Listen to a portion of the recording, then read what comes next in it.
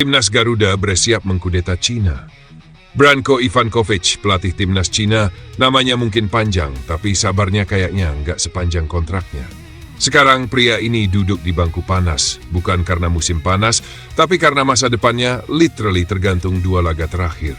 Cina yang terdampar manis di dasar klasemen grup C. 6 poin dari 8 laga, ironisnya poin mereka sebengkok nasib Bahrain. Sama-sama 6, sama-sama bingung mau kemana. Tapi masih ada harapan loh, tapi tipis. 2 pertandingan tersisa.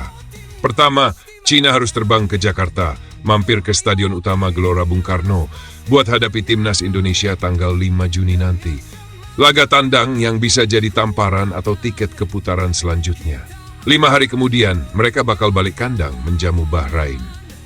Bisa jadi laga perpisahan, bisa juga pesta kecil-kecilan kalau menang tentunya. Media Cina sendiri udah pasrah setengah, sambil nyindir setengah. Mereka bilang tim ini harus berjuang keras, kalimat yang biasa muncul sebelum kata selamat tinggal. CFA, Federasi Sepak Bola Cina, kabarnya udah standby nyiapin pelatih baru. Dan yang bikin pedih, kalau gagal bukan cuma Ivankovic yang cabut, tapi lebih dari 30 pemain veteran juga bakal menghilang dari visi. Kedengeran dramatis? Memang. Jadi siap-siap kawan. 5 Juni nanti bukan cuma duel bola, tapi bisa jadi drama panggung terakhir Branko di Asia. Apakah bakal happy ending atau jadi episode terakhir tanpa season berikutnya? Kita tunggu saja.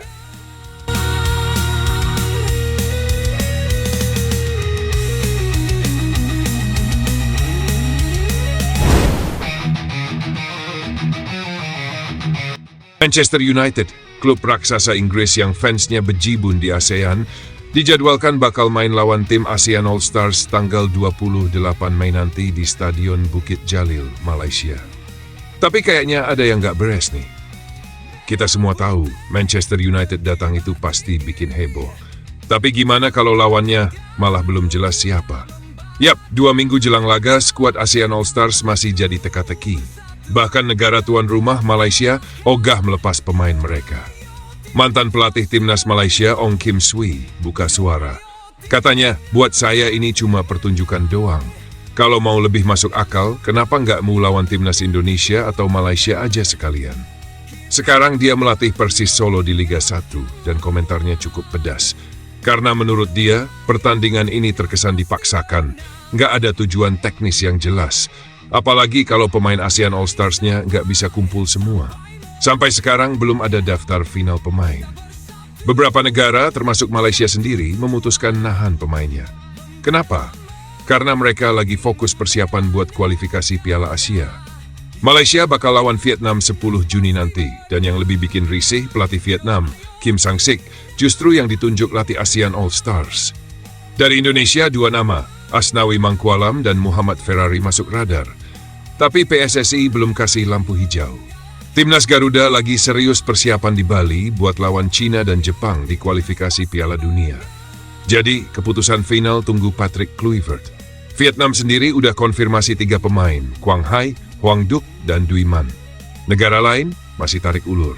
Ada Myanmar, Singapura, Kamboja, Thailand, tapi semua belum ada pengumuman resmi siapa yang bakal turun. Ong Kim Swee geram. Buat apa bikin tim ASEAN All Stars kalau pemain terbaiknya nggak bisa main, katanya. Menurut dia, mending MU lawan tim nasional aja sekalian. Misalnya Indonesia yang lagi panas-panasnya dan butuh uji coba serius sebelum kualifikasi Piala Dunia.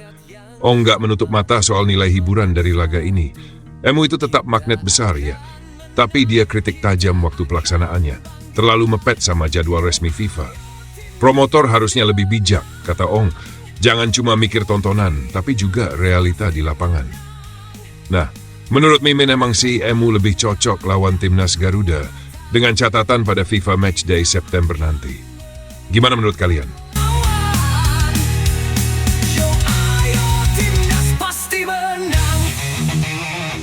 Gara-gara insiden yang terjadi saat laga melawan Bahrain, Indonesia harus menerima sanksi dari FIFA. FIFA menjatuhkan denda sebesar 400 juta rupiah dan mengurangi kuota supporter sebanyak 15% saat laga penting melawan Cina. Insiden ini diduga terjadi sekitar menit 80, di mana supporter Indonesia dianggap meneriakkan slogan xenofobia atau ujaran kebencian terhadap Bahrain. Namun, FIFA menyatakan bahwa pengurangan kuota supporter bisa dicabut jika tempat duduk yang kosong diisi oleh komunitas anti-diskriminasi dan terdapat spanduk kampanye anti-diskriminasi di stadion.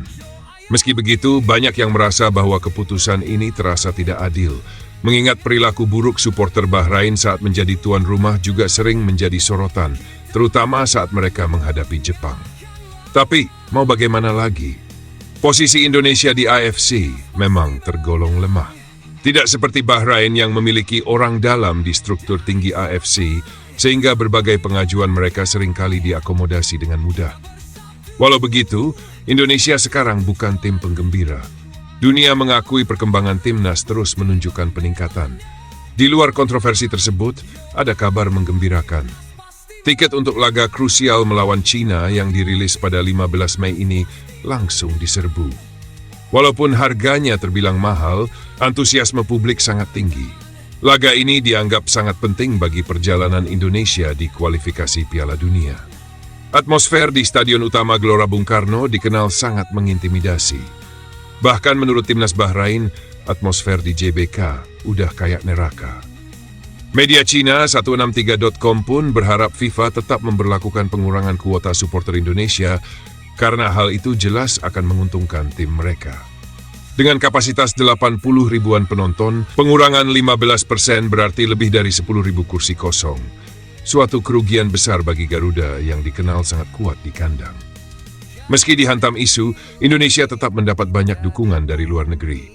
Jepang, Arab Saudi, dan Australia, sesama pesaing di round 3, mengakui bahwa bermain di GBK itu aman. Bahkan Vietnam, rival ASEAN, merasa enjoy bermain di Indonesia. Irak pun tidak pernah bermasalah ketika bertandang ke Indonesia. Menariknya, salah satu media Irak secara yakin menjagokan Indonesia lolos ke Piala Dunia. Mereka menilai bahwa sejak kepemimpinan Ketua Umum PSSI, Erick Thohir, program naturalisasi berjalan masif dan berdampak positif terhadap performa timnas.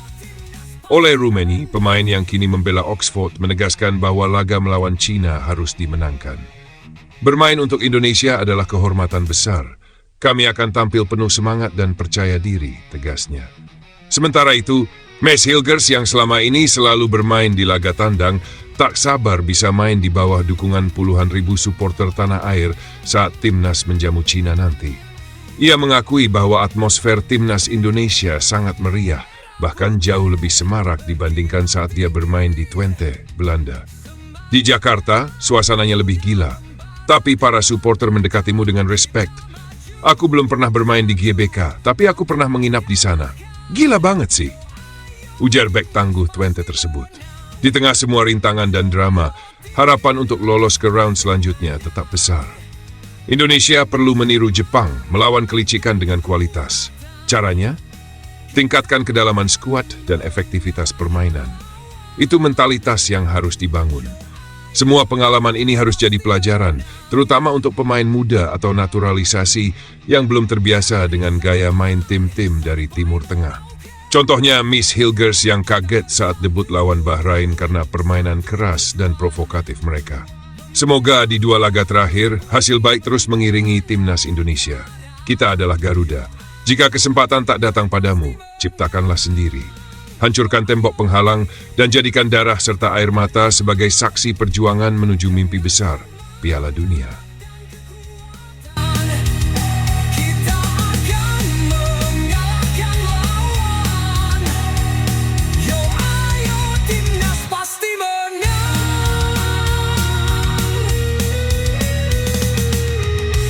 Baru buka 5,5 jam, langsung ludes.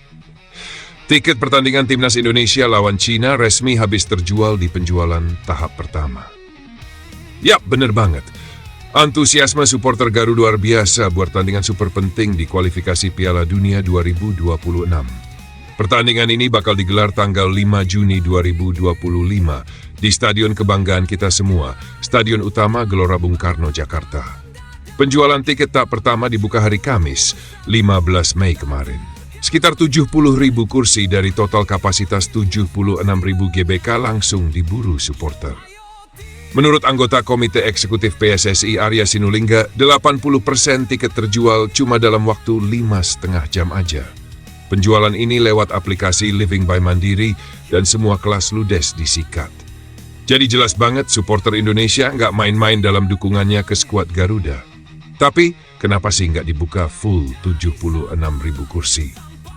Seperti yang sudah kita tahu, FIFA menjatuhkan sanksi ke PSSI gara-gara insiden diskriminatif waktu Indonesia lawan Bahrain bulan Maret kemarin.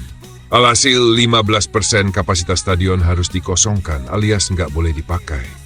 Jadi yang bisa dijual cuma 70.000 kursi. Kemudian Arya bilang 20% tiket sisanya bakal dibuka lagi hari Senin 19 Mei lewat situs resmi kitagaruda.id.